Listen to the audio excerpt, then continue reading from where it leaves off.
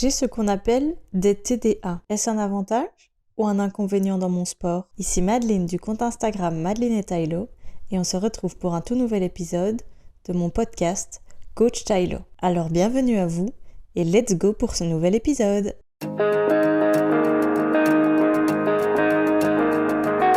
Hello la team Tylo, j'espère que vous allez bien. Déjà, un grand merci pour tous vos retours sur les premiers épisodes, car vraiment ça me donne beaucoup de force pour enregistrer les suivants et vous faire part encore une fois de certaines pages de mon journal intime, équestre ou un petit peu moins équestre. Comme je l'ai dit dans l'introduction, je suis TDA. Mais vous allez me dire, Mad, qu'est-ce que on entend parler de ça partout, mais on ne sait pas ce que c'est. Par définition, les TDA sont, attention, ça va être un peu barbant, mais c'est important de le dire quand même, troubles déficitaires de l'attention après... On recommence. Là, vous voyez où sont les TDA. Par définition, donc, c'est des troubles déficitaires de l'attention à prédominance inattentive.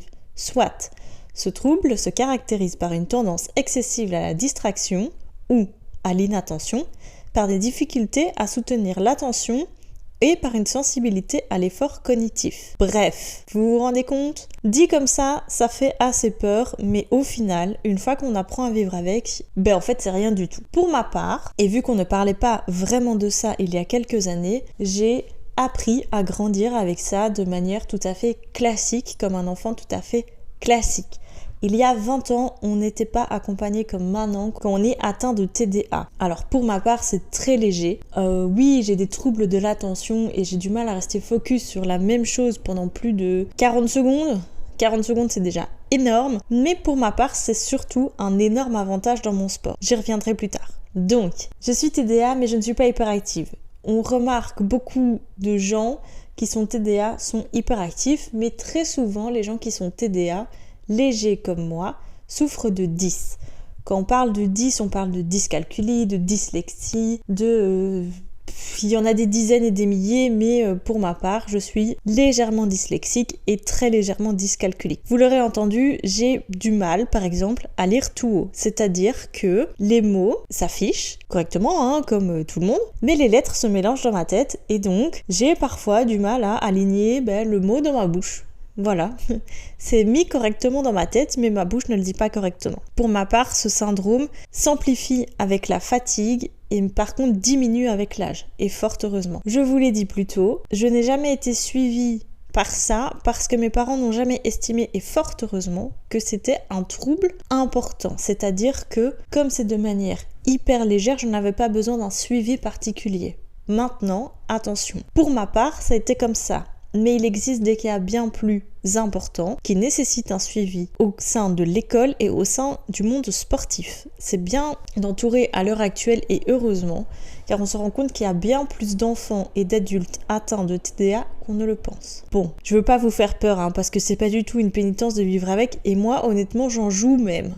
C'est un peu dur de dire comme ça, mais c'est pas du tout quelque chose qui me fait souffrir au quotidien. J'ai appris à vivre avec. Donc, en fait, pour faire simple, pour ma part, j'ai du mal à tenir une conversation longue avec quelqu'un et de rester à écouter la personne pendant longtemps. Mon attention va se diriger toujours vers autre chose. C'est-à-dire que mon cerveau arrive à assimiler plusieurs informations en même temps et les filtrer en fonction de l'importance. Ça, c'est pour ma part. Je sais que c'est pas comme ça pour tout le monde. Mais continuons pour ma part. J'espère que ça va permettre de vous éclairer sur certaines choses de votre personnalité ou autres et vous aider à avancer dans votre sport. Donc, ça me permet de filtrer plusieurs informations en même temps, ça me permet de me dire, je discute avec une personne, mais attention, là-bas derrière, il se passe autre chose.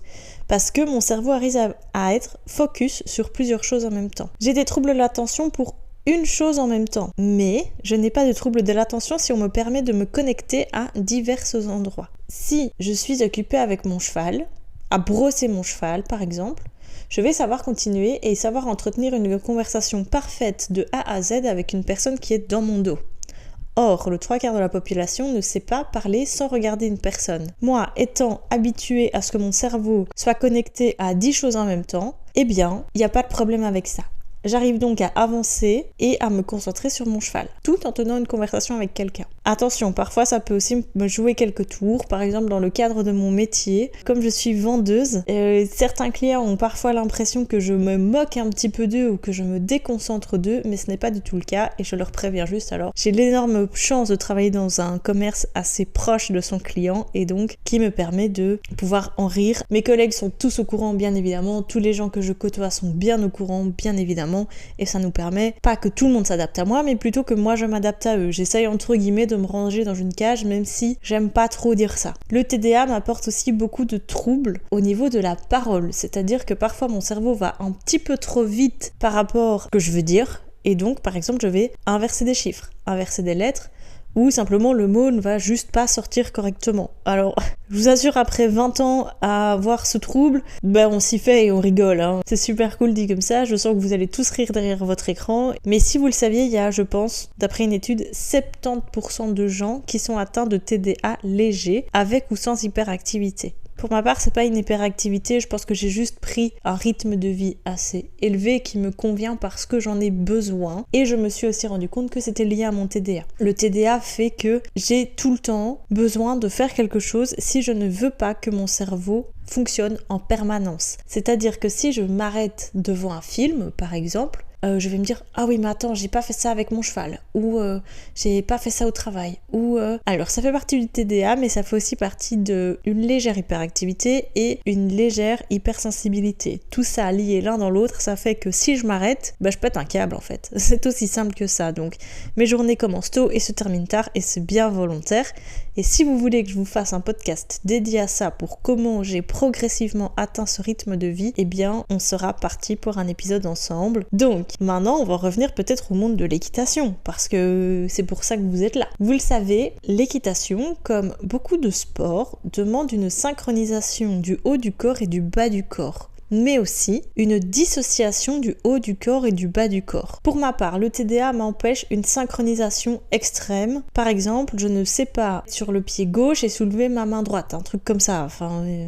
Je n'arrive pas à synchroniser cerveau gauche et cerveau droit, c'est impossible. Je ne sais pas le faire. On a fait plein de tests et il n'y a rien de possible, j'y arrive pas. Ça fait partie du TDA, mais de nouveau, pour moi, c'est pas un inconvénient. Là où ça va être peut-être un inconvénient, c'est que parfois, pour barricader un peu ça, je vais être trop exigeante avec moi-même. Mais ça, c'est encore un autre débat. Pour en revenir donc à l'équitation et à sa synchronisation et sa désynchronisation en même temps, eh bien, le TDA me permettant de me concentrer sur diverses choses en même temps, me permet de me dire attention Mad, tu casses tes poignets, attention ça, tu fais ça, là attention tu fais ça, et d'analyser tout. Alors, ça peut jouer en ma faveur, et 50% du temps ça joue en ma faveur parce que j'arrive à régler plein de petites choses en même temps, parce que j'arrive à me dire attention là ton pied est trop haut, attention là tu tires, attention là, mais en même temps ça me joue 50% du temps beaucoup de détours. Vous allez me dire, ouais, mais tu m'as dit, 5 minutes plus tôt, le TDA, c'est pas un inconvénient. Non, c'est pas un inconvénient. Mais le TDA a tellement été déclaré tard chez moi que ça m'aura rendu perfectionniste pour essayer de barricader un petit peu ce trouble. C'est pas grave, il faut juste apaiser les tensions avec soi-même. Mais il n'y a rien d'alarmant avec ça. On continue les explications. Je veux donc masquer ce trouble de réfléchir à tout en même temps et donc je veux la perfection tout de suite. Vous allez me dire, ouais mais Mad, ça c'est la société 2023. Oui mais non, moi c'est la société Madeline depuis 26 ans. Donc, le problème c'est que parfois je me mets dans une bulle et en fait, mon cerveau se déconnecte complètement. Mais quand je vous dis complètement, il n'y a plus rien qui se passe. Et c'est là que vous allez me dire, ouais mais c'est bien Mad, t'arrives à déconnecter, ton cerveau arrive à se mettre en mode off. Oui mais tellement en mode off, eh bien qu'en fait, mon cerveau ne fonctionne juste plus. Genre je suis en mode automate, un peu un robot quoi, si vous voulez. Sauf qu'on travaille avec des êtres vivants, vous-même vous savez. Et donc si je passe en mode off, mais mon cheval il agit comment en fait si moi je lui demande pas les choses correctement. Je suis tellement perfectionniste à ce niveau-là que quand mon cerveau se met en mode off, je ne m'en rends pas compte tout de suite, je m'en rends compte qu'en débriefing plus tard, je monte mon exigence crescendo au fur et à mesure de la séance, autant avec moi-même, autant qu'avec mon cheval, et on monte en pression tous les deux. On travaille assidûment avec les gens qui m'entourent pour essayer de moins me mettre la pression et tout faire plus de manière décortiquée. Essayer de dire, attends, là, ok, cette séance-ci, tu vas te concentrer sur tes mains. La séance d'après, tu vas te concentrer sur tes pieds. La séance encore d'après, sur ta position. Et la 4e ou 5e ou 25e séance, tu vas te concentrer sur le tout.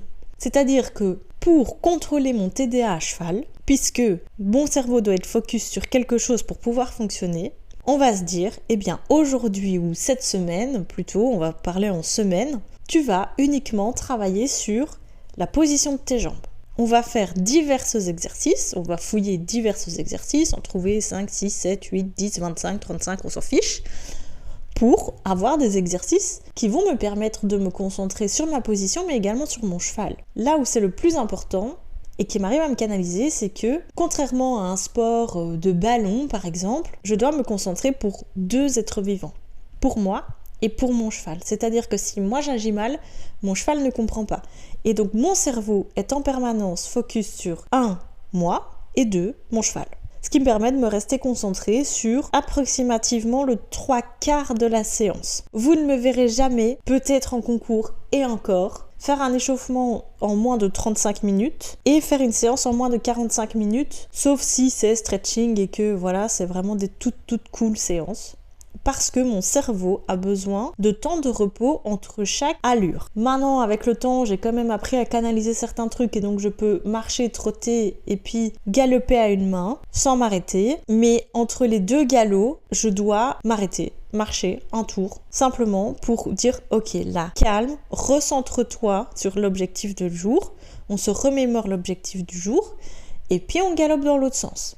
En fait, entre chaque intervalle de séance, je dois, avec moi-même, faire un mini débriefing. Vous allez me dire, ouais, mais Matt, tout le monde fait ça, de toute façon, c'est important de laisser souffler son cheval. Oui, enfin, mon cheval a le cardio et l'entraînement suffisant pour tenir une séance complète sans trop marcher, mais moi, j'en ai besoin. Alors, parfois, il y a des exceptions, et par exemple, quand je suis en concours, il y a la concentration du concours qui fait que j'arrive quand même à tout faire d'un coup, mais c'est très difficile, et je suis honnêtement très fatiguée après un seul parcours. Or que l'objectif, c'est quand même d'en faire 2, pour ma part. C'est fatigant, en fait, de devoir se dire, là, tu te concentres sur une seule chose. Ce qui est fatigant, c'est de devoir se canaliser. Et heureusement, je suis dans un sport où, comme je l'ai dit plus tôt, il faut se canaliser sur 2 choses, le cheval et soi. J'ai fait beaucoup d'exercices pour ma concentration. Et entre autres avec mon cheval lors de son débourrage. C'était mon premier vrai débourrage et donc j'ai pris le temps que mon cheval s'adapte à moi, bien que mon cheval ait la même concentration que moi, donc parfois c'est un petit peu difficile, on va pas se le dire, et que moi je m'adapte à lui. Alors parfois c'était un peu à l'extrême et ça nous a posé pas mal de problèmes, mais j'avais besoin que mon cheval dise « Ok, là, maman a besoin d'un temps de repos, je me calme ». Et franchement, on s'en sort trop mal. C'est-à-dire que quand on repasse au pas, il sait très bien que quand je le demande d'une telle manière, c'est parce que j'ai besoin d'un débriefing avec moi-même. Alors souvent, je le fais tout haut parce que ça m'aide, mais je le fais aussi très souvent dans ma tête parce que j'ai parfois trop d'idées dans ma tête et je n'arrive pas à les extérioriser par la parole. C'est-à-dire que si donc je vais faire un cours, je ne peux pas enchaîner avec un débriefing avec mon coach. C'est impossible. Je ne peux pas débriefer à chaud, c'est-à-dire que mon cerveau doit d'abord, pendant 15, 20, 30 minutes, se remémorer l'entièreté de la séance, analyser chaque truc pour se dire « là j'ai bien fait, là j'ai mal fait ». Mais à chaud, je vais juste te dire « ouais c'était un bon cours » ou « ouais c'était un mauvais cours ». C'est tout. J'ai la chance d'avoir un cheval super réceptif à ça et qui parfois en joue aussi, donc parfois sans que je suis dans ma petite bulle en train de réfléchir et en profite pour faire un peu des bêtises, mais c'est pas très grave. Et franchement, pour les gens atteints de TDA, et j'en connais plusieurs et j'en suis plusieurs sur les réseaux, c'est globalement le sport qui nous permet de nous canaliser, de part que le cheval est naturellement un être hyper réceptif, peu importe son caractère, et que comme il faut naturellement se concentrer sur plusieurs paramètres en même temps pour avoir une équitation de manière correcte, eh bien notre cerveau arrive à dire ok, là on est focus pendant 40 minutes, mais après on débrief. J'en discute avec beaucoup de gens autour de moi qui sont atteints ou non. Et vraiment, globalement, le 3/4 me disent le sport de ballon, c'est pas pour moi, ça m'ennuie. Et le sport de contact ou le sport où il faut analyser plusieurs choses en même temps, c'est ok. C'est pas quelque chose de dramatique, ça peut être embêtant pour certaines personnes, ça peut être difficile à vivre quand on sait pas ce que c'est. C'est surtout difficile pour l'entourage. Si on n'explique pas le syndrome à l'entourage, si on met pas nos propres codes à l'entourage, ça peut être très très très troublant. Dites-vous que si on n'installe pas nos codes comme moi j'ai pu le faire avec mon cheval, eh bien les gens se disent, ou l'animal, peu importe, se dit, bah là en fait je parle à un mur. Ou parfois en fait on donne l'impression d'écouter et d'être réceptif, mais on est en train de regarder la plante verte en train de crever, et puis la personne va nous dire, tu as pensé quoi ? Eh bien nous-mêmes on se rend compte qu'on était plus focus. Alors ce qui est difficile avec le TDA et encore à l'heure actuelle pour moi, que ce soit dans ma vie privée ou dans mon sport, c'est que je n'arrive pas toujours à détecter quand je me déconnecte. C'est-à-dire que parfois je me sens ok, je me sens bien sur ma séance ou sur une discussion, et puis d'un coup mon cerveau va se déconnecter et pourtant je me sentirai toujours bien, mais à un moment il va se passer un tel truc, et c'est là que je vais me dire ok, là t'avais déconnecté, mais pourquoi ? Qu'est-ce qui s'est passé ? Le TDA s'amplifie avec la fatigue et le stress. Donc je sais que quand j'ai des périodes plus de stress au travail, je dois diminuer l'intensité de mes séances. Je n'arrive pas à accumuler l'entièreté d'une journée de 7h à 21h30 dans le stress de 8h à 20h. C'est impossible, je n'y arrive pas. Je termine en crise de larmes 90% du temps, toute seule, assise au milieu de mon pré. Pourquoi ? Parce que mon cerveau va filtrer toute la journée des informations de stress. Donc ce qui est censé être ma séance calme, mon exutoire, va se transformer en j'évacue le stress. Sauf que si moi je suis dans une optique de stress, mon cheval va l'être aussi. Et donc c'est l'inconvénient du TDA dans l'équitation, c'est-à-dire qu'on travaille avec des êtres vivants hyper réceptifs à nos émotions. Et il faut savoir décortiquer, se dire là je suis trop fatiguée pour faire la séance que j'avais prévue, ou là je suis trop énervée pour faire la séance que j'avais prévue.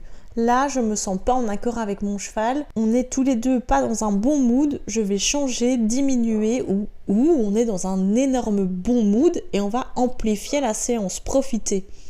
Il faut savoir décortiquer son humeur et comment le cheval est réceptif à votre humeur. Moi, j'ai un cheval qui a grandi avec moi et qui est copie conforme de mes humeurs. C'est-à-dire que si je suis de mauvaise humeur, on va faire une séance de merde. Si je suis de bonne humeur et détendue, il va me donner tout l'or du monde. Beaucoup de chevaux sont pas du tout comme ça. J'ai 2 de mes chevaux qui sont pas du tout comme ça. Je peux être dans n'importe quel mood, ils vont me faire des très bonnes séances. Mais si vous êtes dans l'optique de « je vais mal » entre guillemets, mais je veux que mon cheval me donne tout, changez de sport. Si vous êtes atteint de TDA, changez de sport. N'oubliez pas que le cheval est atteint d'émotions. Et donc, si vous ressentez une telle émotion, il y a de grandes chances que le cheval ressente la même émotion. On n'est pas tous pareils face aux émotions, ça c'est bien connu, tout le monde le sait, mais il faut le prendre en compte que est-ce que mon cheval est hyper émotif ou est-ce que mon cheval au contraire accepte mes émotions. Moi je suis hyper sensible et mon cheval est hyper émotif. C'est-à-dire que quand je suis énervée ou trop sous tension, mon cheval va se mettre lui-même en pression de par son hyper émotivité et on va monter en pression tous les deux crescendo. Le début de la séance va bien se passer, au bout de 20 minutes on va se détester. J'ai fait le choix, depuis quelques semaines, d'arrêter ce genre de séance. C'est-à-dire que si je me sens trop fatiguée ou trop stressée ou peu importe pour faire la séance que j'avais prévue, soit je le remplace par une balade en main, soit je le remplace par une longe, soit carrément je lui mets un jour de congé. J'ai envie d'évoluer de manière positive avec mon cheval, pas de dire tu dois accepter peu importe les émotions que j'ai. Non, c'est pas comme ça que j'ai envie d'évoluer avec lui, j'ai envie qu'on évolue en se faisant plaisir. Depuis que j'ai transformé cette faiblesse en force en se disant là aujourd'hui je suis pas ok pour monter, on va faire une séance plus cool, notre relation se passe bien mieux. Beaucoup de choses se sont réglées, comme le fait qu'il ne donnait pas ses pieds, comme le cheval qui se me mordait. En fait, j'avais pas compris, mais c'était en relation. Si j'étais énervée, mon cheval s'énervait à la tâche. J'en ai encore eu la preuve aujourd'hui, j'étais super détendue lors de la venue de notre super maréchal Ferrand. Eh bien, mon cheval a joué avec le maréchal Ferrand. La première fois que ce maréchal Ferrand est venu, mon cheval a essayé de le shotter, tellement j'étais moi-même fatiguée. Mon cheval est représentatif de mes émotions. Et ça, je dois le garder en tête quoi qu'il arrive. Le vrai exemple de base que j'ai, et on en a déjà un petit peu parlé dans le précédent podcast, c'est les balades. Les dernières balades, depuis avant les 3 dernières semaines, étaient juste chaotiques. Pourquoi ? Parce que j'avais peur de lui. J'avais peur de ses réactions. Et puisque du coup, monter mon cheval était stressant, eh bien mon cheval montait lui-même en stress. Des choses qui étaient devenues normales ne l'étaient plus. Et donc, chaque balade était honnêtement une pénitence. À l'heure actuelle, vu que j'ai revu le planning, que je sais quel jour je suis plus fatiguée, quel jour je ne le suis plus, quel jour est-ce que je peux faire une plus grosse séance, etc., etc., etc. Eh bien, on arrive à trouver un terrain d'entente beaucoup plus correct et toutes nos séances se passent mieux et les balades se passent extrêmement bien. Il y a un mois, j'avais peur de partir en balade avec mon cheval et maintenant, grâce à tout ce changement de planning et à l'accord de mon trouble et de son hyper-émotivité, eh bien, il y a une semaine, on a été galoper des kilomètres et des kilomètres dans les champs. Bon, il a toujours ce petit problème de détester les autres et donc on peut pas galoper derrière lui, en tout cas pas trop près, mais qui l'eût cru il y a un mois que j'irais faire ça avec mon cheval. J'avais peur de lui. Si vous voulez toutes les explications, je vous invite à aller écouter le précédent podcast. Mais je me suis dit, Mad, ça sert à rien en fait de continuer à forcer et de se dire « Ouais, mais il faut y arriver. » Mais tu vas y arriver. Mais laisse-toi juste le temps. T'as pas de retard par rapport aux autres, t'as du retard par rapport aux objectifs que tu t'étais mis. Mais sachant qu'ils sont déjà tous à la poubelle, arrête de te mettre la pression. Le problème du TDA que moi j'ai, TDA hyper organisationnel, c'est-à-dire que je suis addict à l'organisation et donc si ma journée ou ma semaine n'est pas prévue à la minute près, c'est la panique. Je ne peux pas me dire, le matin, je vais monter à 10h et puis je vais faire ça. Mais peut-être qu'au soir, je verrai bien des potes. Non, il faut que ma journée soit prévue la veille et que tout soit prévu de 7h du matin à 21h30. Sinon, mon cerveau se désorganise parce qu'il n'a pas sa checklist de la journée. Mais sinon, mon cerveau disjoncte. Ça, c'est un truc que j'ai énormément lu et entendu. Beaucoup de gens TDA non hyperactifs ont un besoin organisationnel intense. Donc, j'ai mon petit agenda où chaque intervenant a sa couleur, donc c'est-à-dire que mon entreprise a une couleur, mon boulot a une couleur, mes chevaux ont une couleur, ma vie privée a une couleur, et comme ça, visuellement, quand j'ouvre mon agenda, je sais, ok, là j'ai ça prévu pour le boulot, là j'ai une leçon à donner, là j'ai prévu de sauter, là j'ai ça,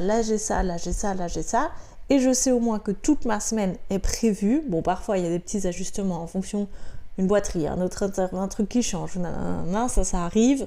J'arrive plus ou moins à le gérer, mais je ne peux pas me dire en partant le matin « Oh ben je sais pas ce que je fais ce soir ». Impossible.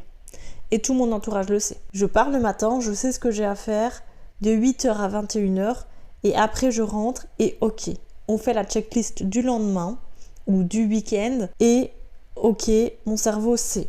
J'ai un besoin addictif de vérifier 10 fois si mon agenda est fait, 10 fois si ma boîte à tartines est faite, 10 fois ci, 10 fois ci, 10 fois ça, parce que mon cerveau a tendance à être tellement focus sur des choses plus importantes, entre guillemets, qu'il a tendance à oublier les choses banales de la vie. Mettre un réveil, remplir la bouteille d'eau. Voilà, il y a des choses où, par exemple, je vais être en train de faire la vaisselle et je vais me dire « Ah bah tiens, est-ce que j'ai fait le lit ?» Je vais arrêter de faire ma vaisselle, je vais aller voir si j'ai fait le lit. Mais je vais revenir et je vais me dire « Mais j'étais en train de faire quoi ?» Ouais, pas très pratique comme mode de vie, vous allez me dire. Ça, c'est vachement géré en disant « Ok, aujourd'hui, je dois faire le lit, faire la vaisselle, monter Lucifer, monter Tarzan, nanani, nanana. » Ça aide à gérer. Beaucoup de gens de TDA le sont et les hyperactifs l'ont besoin encore plus parce que justement, ça permet de canaliser un petit peu leur hyperactivité. Pour ma part, donc, j'arrive très bien à le gérer et je n'ai pas eu besoin d'aide au-delà de l'aide de moi-même et de mes parents, je vais dire, pour stabiliser ce trouble. Maintenant, je vous invite fortement, la team Tylo, à que si vous vous rendez compte que vous pouviez peut-être être TDA avec ou sans hyperactivité, à aller faire les tests nécessaires auprès d'un psychologue ou d'un psychothérapeute pour voir si simplement vous êtes atteint ou non et si pourquoi pas il y aurait lieu de mettre en place un système, votre propre système pour canaliser ça. Ne paniquez pas, c'est pas une maladie mortelle, mais faut savoir vivre avec, simplement. C'est pas quelque chose qui va vous détruire la vie. Non, justement, faites-en une force et croyez-moi, les gens TDA sont en règle générale hyper créatifs et c'est eux qui avancent le plus loin dans la vie parce qu'en règle générale, ils n'ont pas peur de grand chose pour avancer dans la vie. Ça fait partie de notre force et j'espère simplement que ça aura résonné en vous et que ça va vous permettre de dire moi je suis un peu comme ça ou moi je suis un peu comme ça. Il y a différents types de TDA Il y a vraiment des centaines et des milliers de types différents à plus ou moins grande échelle. Et donc, je vous invite fortement à aller faire les tests adéquats si vous en avez ressenti le besoin. Pour ma part, j'en ai pas eu besoin, ça s'est très vite remarqué quand j'ai commencé à travailler et également quand j'ai commencé le sport. Mais ça n'a jamais été un problème au-delà de les petits désagréments que ça pouvait donner à l'école. Je vous invite vraiment à en rire en fait, parce que c'est pas une maladie et qu'il y a bien pire dans la vie que des TDA. C'est quelque chose qui est fort d'actualité. Donc n'ayez pas peur d'en parler, simplement autour de vous. Les gens savent à l'heure actuelle que faire pour soulager ce trouble ou ne pas faire justement pour vous aider. J'ai pas envie de vous assommer plus avec ça. Je crois que c'était bien, je crois que vous avez un peu compris le concept et tout. Donc voilà, on se retrouve très vite pour un nouvel épisode et je vous fais déjà plein de gros bisous. À la prochaine!